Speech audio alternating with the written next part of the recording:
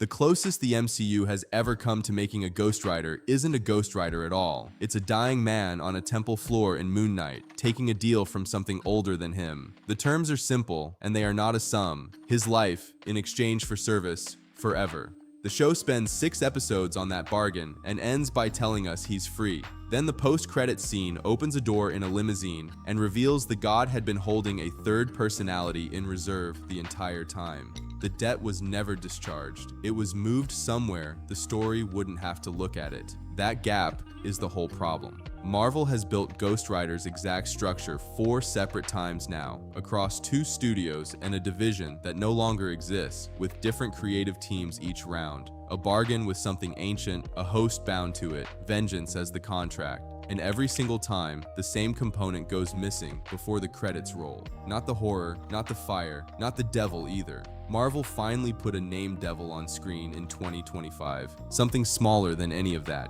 and much harder to give up. 9 years of building this shape, 13 since Marvel could have made him, and once you notice what keeps getting quietly cut out of every version, the reason Ghost Rider waited until 2026 for a movie stops looking like a scheduling problem. The obvious answer deserves a hearing, because it's strong. Sony made 2 Ghost Rider films with Nicolas Cage in 2007 and 2011, and neither landed. The rights sat elsewhere until 2013, and Marvel's schedule was already stacked. Then the one serious follow-up died in a corporate collapse. A Hulu series ordered in 2019, with Gabriel Luna returning, canceled that September over what the trades called a creative impasse, as Marvel Television was folded into Marvel Studios. All of that is true. It just doesn't answer what I'm asking. Those explanations account for a project never made. They don't reach inside the projects that were. A rights holdup doesn't change how a finished episode describes a character's powers. I'm not arguing from absence, I'm arguing from edits. One sits in the only live-action Ghost Rider Marvel ever finished. Coulson briefs his team carefully. Claims he made a deal with the devil. Not he made a deal. Claims he did. And the smartest man in the room knocks it over. She's nonsense. A Ghost Rider story raised its own premise and disowned it inside a single exchange. Someone chose that. It explains why we waited. It doesn't explain what kept getting removed. To see that, you have to look at what this franchise has been promising everybody else, because it does the same thing every time, and it's one of the reasons people love it. Natasha Romanoff hands us the vocabulary back in 2012. Standing across from Loki, she describes what she's done as a balance sheet. I got red in my ledger. I'd like to wipe it out. That's an accounting metaphor for murder, a quantity, owed, and the MCU keeps reaching for that language. Bucky Barnes spends an entire series working through a written list of the people he hurt, crossing names off one at a time. The debt is real. The franchise never pretends otherwise. Here's what it never supplies: an accountant. Nobody in this universe ever receives a ruling. Tony Stark sold weapons that killed people for decades, and he closes that account himself, on his own terms, by dying to save everyone. Natasha's red gets wiped the same way. She chooses the cliff. Bucky's list is his own list, written by him, checked off by him. Loki, Nebula, Wanda. Each of them forgiven by story, by sacrifice, by somebody in the room deciding to let it go. Never by anything in the world that measures what they did and returns a number. I want to be fair, because this franchise absolutely has consequences. Zemo is sitting in a cell. People die, and it costs. But there's a difference between a price you choose and a verdict handed to you. And almost every account here gets settled by the person who owes it. That's the promise underneath 17 years of this. You can be more than the worst thing you've done, and nothing is standing by to check the math. Which is precisely what Ghost Rider does. He doesn't kill you, he doesn't damn you. He makes you feel exactly what you caused. He's a collector. So has anyone in this universe ever actually paid? 4 times Marvel has built the shape. Somebody makes a deal with something older and hungrier than they are. The deal buys them a life or a power, and the terms are vengeance. Mark Spector's arrangement is only the cleanest version of it. Agents of S.H.I.E.L.D. is the strangest, because that show actually is about Ghost Rider. Robbie Reyes dies, something offers him vengeance, and he accepts. But the thing on the other end of that deal goes unnamed across an entire season, and when the arc closes, Robbie doesn't settle anything with anyone. He walks into another dimension. I'll grant that these are separate stories from separate teams, which is why I'm comparing one thing across them and nothing else: who holds the debt, and whether it is ever collected. The Darkhold makes that vivid. In 2017, it's a cursed book that wrecks whoever reads it. By WandaVision and Multiverse of Madness, it's back, redesigned, with a different author, an elder god called Chthon, who carved the original spells at Wundagore. WandaVision's director has said plainly that they didn't look at the earlier version. The book survived the jump. Chthon gets a name. Chthon never arrives to collect. Which brings us to 2025, and the strongest objection to everything I've just said. Ironheart put Mephisto on screen. Named, explicit, doing precisely what a devil does. He trades Riri Williams, a resurrected friend, for something of hers, and you can watch the price start to spread across her arm. And then the series ends. The naming barrier fell. The collection barrier held. 4 projects, 9 years, 2 studios, and not one bill has ever come due. You could argue the S.H.I.E.L.D. version was a network problem. A BC has standards, Disney has a family brand, and a devil is a hard sell at 8 o'clock. Except Lucifer was on Fox in that same window with the actual devil as its lead. Supernatural had been running hell on the CW for a decade, and NBC had already tried Constantine. Nobody was banning the word. Disney's caution about its own brand is the fairer version of that objection. But brand caution isn't a rights dispute, and it isn't a scheduling conflict. It's a decision about what the material is allowed to be. And the cleanest proof that the decision wasn't about Ghost Rider is that it happened somewhere he isn't. In May 2019, Hulu ordered 2 Marvel horror shows together, built to connect. One was Ghost Rider, the other was Helstrom, a series about a brother and sister whose father, in the comics, is Satan. Not a demon, not an influence. That is the premise the entire character is built on. Ghost Rider was dropped. Helstrom survived.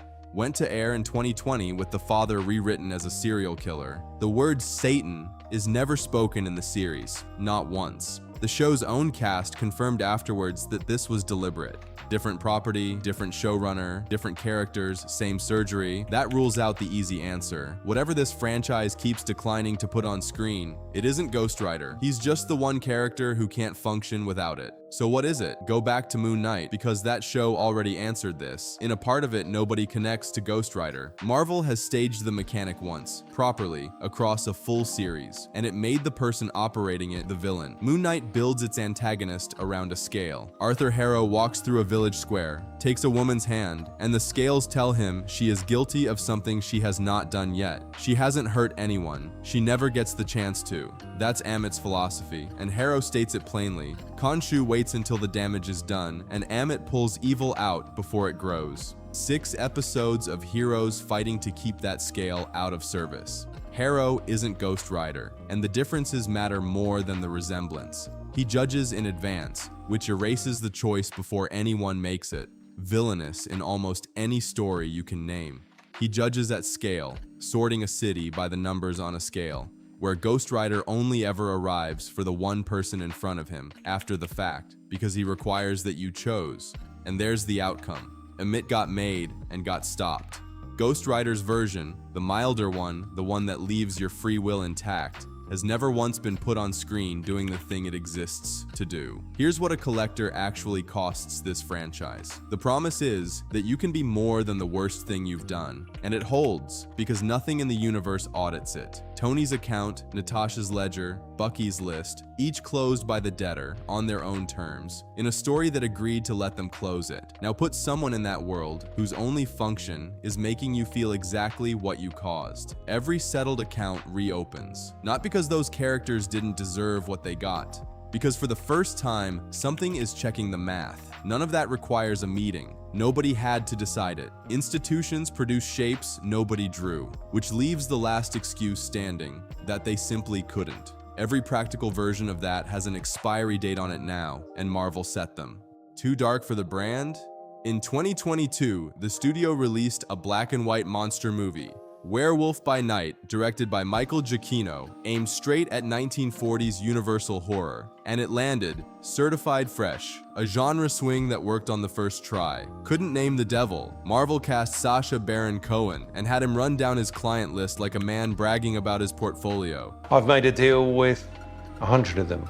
That's the register they finally used, not dread, comedy. The devil didn't arrive in the Ghost Rider story, tearing the roof off. He arrived 9 years later, in somebody else's, as a charming guy in a great suit, which tells you the barrier was never the concept. It was cheap to cross once they wanted to. And then there's the one that actually gets me. The standard explanation for Ghost Rider's disappearance is that Marvel Television collapsed in 2019 and took everything down with it. It's a clean explanation, and it makes a prediction. Nothing from that era should have come back. Almost all of it did. Charlie Cox returned as Daredevil. Vincent D'Onofrio came back as Kingpin. Across multiple shows, John Bernthal's Punisher returned. Kristen Ritter, Mike Coulter, and Finn Jones are all coming back for Born Again's third season. And that series went so far as to fold the entire Netflix era into canon retroactively. Marvel reached into the wreckage and pulled out nearly everyone who was in it. Robbie Reyes stayed there. Marvel had a Ghost Rider people liked, in a season people still rate as the show's best, and left him where he fell. Gabriel Luna never wore it again. An explanation that can't account for its own exceptions isn't an explanation. It's a cover story.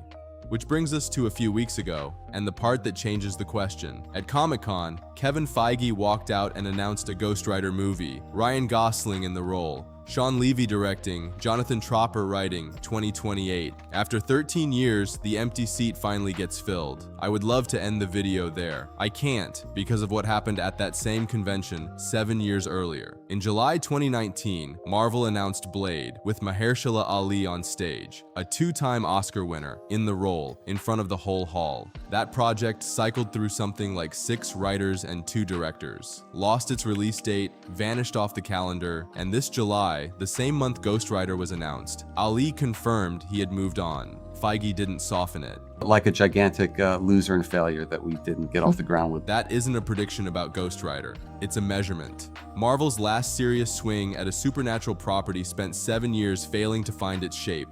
And Blade's shape is a man who kills monsters, which this studio has done 100 times. Ghost Rider's shape is the one thing it never has. It was never the horror. Marvel does horror. It was the arithmetic.